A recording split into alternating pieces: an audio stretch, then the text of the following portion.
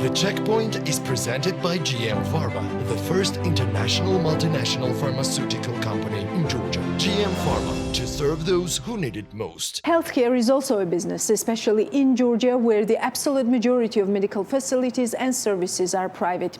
International Foundation Curatio presented a new Barometer study on the medical services market in Georgia, structural factors of the medical market and its implications. This is already the 15th wave of the Barometer. President of the International Foundation Curatio, Gotsadze, provided details for the checkpoints. Thank you for being with us and taking our questions. First of all, what are the main findings in general, and what do you think is the top priority that could be translated in immediate policy response? Thanks, Elena, for this question. So I think the sector has accumulated a set of problems that are numerous, but we're going to focus on the main ones, which is the overextended supply side capacity, especially in the hospital sector, but same relates to the outpatient facilities, which causes the underutilization of investments that have been made in the sector by the private owners. So therefore that creates adverse motivations and incentives for the sector to function and increase its efficiency by oversupplying the service. So that's kind of a one aspect. That is exaggerated by the governmental policies of reimbursing the services. The tariffs that have been set in 2013 have not been adjusted to inflation, to currency devaluations, and all of this further aggravates the need or demand or incentives for the sector to search for additional revenues. So in order to balance somehow their income statements, so obviously there is on one hand over provision of the services. Therefore, Georgia has like twice or 4 times higher utilization for certain healthcare conditions compared to EU peers. And on the other hand, there is a shifting of the financial burden on the patients, which then causes the catastrophic expenditure and impoverishment of close to 70% of the Georgian population. So these all issues are closely interrelated. So the solutions to the problem could be, on one hand, to select the best care providers, and in that target the flow of the patients and increase the efficiency of the capital utilization, i.e. like utilization of hospitals, that could go up from 49% higher to 70 and 80% where possible. Secondly, adjust the tariffs, so make sure that revenues generated by treating these patients, facilities could achieve the financial efficiency and could become the profit-making as well, where the moderate profits could be permitted easily and have to be permitted. And thirdly, like by granting the access to the services which are well-funded by the government, provided by well-utilized facilities, the population could benefit by reducing the financial burden that they might be exposed to, and in that, like their financial access to services would be improved. The great thing with this Curatio International's Barometer is that it creates very good and hands-on institutional memory of all these challenges that we are looking at. Are there some new challenges that you have found, or is it just a lack of political will and neglecting these challenges for years that are causing problems now? Yeah, so definitely we have kind of institutionalized this memory documentation over the course of years. And that's the purpose of the Barometer, being not only documenting the challenges, but also raising the red flags at the right time for policymakers to address. Unfortunately, most of the challenges that I've listed, this is an accumulation of decades of inaction or inappropriate action, policy action on the part of the government. I would loudly say that, so I would not shy away, that government has left these issues to exaggerate for so long, not taking timely actions. Therefore, it's challenging now. It's challenging for the current government or current people in the executive power, and not only the executive power, but political leadership kind of to become bold, because the sector requires now bold steps. But those bold steps could be taken without making them too much painful politically, electorally, or for the executive branch. And I'm hopeful that these messages would be heard. I'm just hopeful. Yeah, that's good. My last question, and thank you for your time. Today, we now hear some clinics openly stating their position that they might leave the overall health program. This means that these problems have reached certain boiling point for the private sector. Would you agree with that? Yes, I would definitely agree that. Unfortunately, some of the clinics are saying that openly, while the whole sector is at the brink of falling apart. So, and it should be a political imperative to prevent the sector from falling down, but also empowering and strengthening it so it could deliver the quality services that the population needs. So that should be the top political priority for the government to address timely and take the bold steps that are required. Yes, and why all that matters for the patient? Because we have been talking from the public point of view, we have been talking from the private sector view, but the patient is somewhere in the middle. Why does that affect him or her? I think we're taking the patient perspective here, and look at the issues from patient perspective, meaning that as a patient, we do need to have an access, irrespective how much money we have in our pocket. Secondly, we do need to have access to quality healthcare services, not just healthcare services, where outcome of the treatment might be detrimental to our health, long-term health. And in that, these steps are required to benefit the patient. So, A, reduce the financial burden and improve the financial access. B, improve the access not to just healthcare services, but the quality healthcare services. In that, increasing the efficiency of the providers is very important because they have to have certain throughput of service provision in order to be able to provide quality services. Thank you so much. Thank you. At the presentation of the new wave of the Barometer early this week, a discussion was also held on the specific mechanisms that could help eliminate challenges in the medical services market and assist the government, mainly the health ministry, to manage the universal healthcare program more effectively. Yes, so it's the 15th wave of the Healthcare Barometer that Curatio International Foundation launched and presented. So today we mainly talked and highlighted those issues that are definitely not new. So it's been 9 years since the introduction of UHC program, Universal Healthcare Coverage Program, and since then those problems are on place. So we once again highlighted those problems. We really look forward for government's will and also our collaborative effort to once again highlight those issues and prioritize in today's agenda. So to move forward those problems and take some actionable steps from the government side. Deputy Minister of Health Tamar Gabunia attended the presentation. She was actively involved in discussions and found time for the Checkpoints interview afterwards.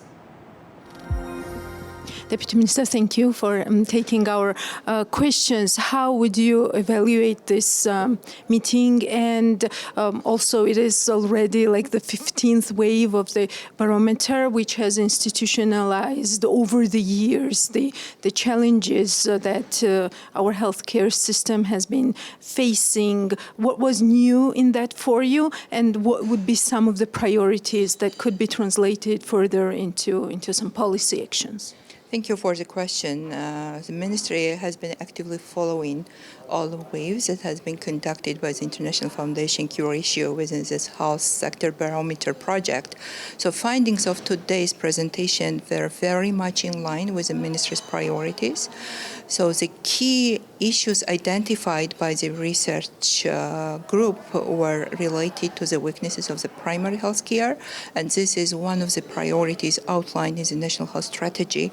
And we do intend to invest more in strengthening of primary health care to make sure sure that citizens of Georgia, they can attend primary care facilities when they experience health problems. Other issues identified by this research were related to the excess hospital capacity, which results in sometimes low efficiency of the system because hospitals operate at 49% of utilization rate. That's much lower than we would desire for efficient health system. Other findings were related to the need to strengthen human resources for health because it's well known that Georgia has a high number of physicians as compared to nurses. Now we are very much keen to balance this ratio to make sure that we have more well-trained and motivated nurses. And again, these directions are articulated in the National Health Strategy. A lot of emphasis was made on the need to have well-developed national guidelines and protocols, which are tools for improving quality of clinical care. Again, this is another area the ministry is working on. I would say that at this stage, a lot of emphasis was made on health financing, like payment mechanisms for hospitals within the Universal Healthcare Program. Of course, a government committee to achieve universal health targets by 2030. The program was started in 2013, and these days we've been working with all providers to make sure that tariffs are in line with their expenses. However, there are still concerns in relation to that, and the ministry is now redesigning the payment system into one DRG-based system, which hopefully will become operational by the end of this year, early 2023. We've been working very actively with our partners from the World Health Organization as well as World Bank to design the model, DRG model, and have it fully operational within the next few months. Yes, Forbes Health has been covering these issues very closely. My last question, and thank you for your time. The large private sector, how does the government look at this structural factor in universal healthcare as well? Is it a bottleneck or is it an opportunity to cost share these the costs that might be tough, especially in this period, for the government to bear? Georgian healthcare sector is very much driven by private providers. So we have 85% of health facilities privately owned, and 15% of health facilities are owned by the state. We have a very good partnership established with private facilities, and this partnership worked extremely well throughout COVID pandemic when private providers provided substantial support and high level of services for patients with COVID. We should consider that public delivering public health services is not a typical interest for private providers. That's why state is interested in strengthening its own sector by building a new premises for infectious disease hospital, for instance, as well as a few years ago we've established Georgian Medical Holding, which is the umbrella agency now to manage public hospitals, to strengthen them, to make sure that they also develop in line with the market demands as well as population needs, and they also serve at a best possible level of, and then they provide best possible level of care for Georgian citizens. Of course, it's very important to develop a fair pricing mechanism to make sure that private providers are still interested in delivering health services. And this is why we have very intense consultations with the private sector. And these days we're working on the new payment mechanism, which will be DRG-based. It seems more acceptable for the state, for both sides, like for the state as well as for private owners. But for the future, we do understand the country needs to develop a sustainable system for price setting, negotiating with private providers. So at this point, we're thinking to establish a system which would be more long-lasting in terms of having a transparent and fair mechanism for cost calculation, as well as understanding population needs and designing the system which would be more efficient, in a sense that we would understand what our population needs and develop the service model which would be in line to the population needs, as well as we understand needs of the private providers and have state services planned to make sure that we have balanced market drivers to have somehow consolidated approach and to make the system more patient-centered and to avoid unnecessary costs. So these days we observe a high number of services are developed on a private side for high-tech services which may not be necessary at this stage. For instance, cardiosurgery, neurosurgery, or other high-level services. So this needs to be changed in the future. So we plan to improve cooperation and planning with the private sector. So we both understand how to better meet the needs of the Georgian citizens. So basically you are saying that it is compatible to have two priorities at the same time. One, like targeting low pocket payments from the patients and also maintaining quality. Is that right? Yes. So we all want the system to be more patient-centric. So by saying that, I mean that quality should be guaranteed and patient should not need to pay much out of his or her pocket. So these days we still observe that we have high out-of-pocket costs in the system. It has declined substantially since the introduction of the UHC program, but it's still high. And most of these costs relate to out-of-pocket, like outpatient drugs. Out-of-pocket costs relate to outpatient drugs.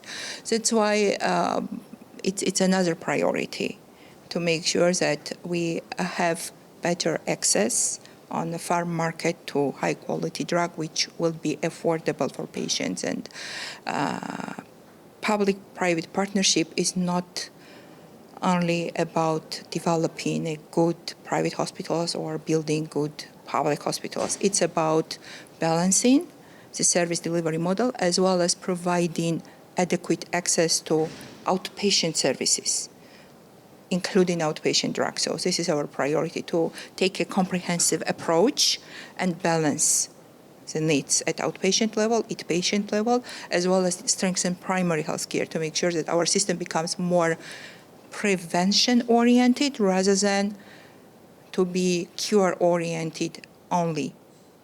Mm-hmm. Yes, and opening up new markets as well. We have seen Turkey's market more liberalized, and that is also helping the process. Would you consider including into the process the private insurance companies, because insurance business and sector now is quite different from what it used to be? We are, of course, open to discuss the possibility for engagement of private insurance companies more actively in health-related needs. This is another big area, and we need more consultations, and we really need to open up the dialogue with all parties to explore what the possibilities can be.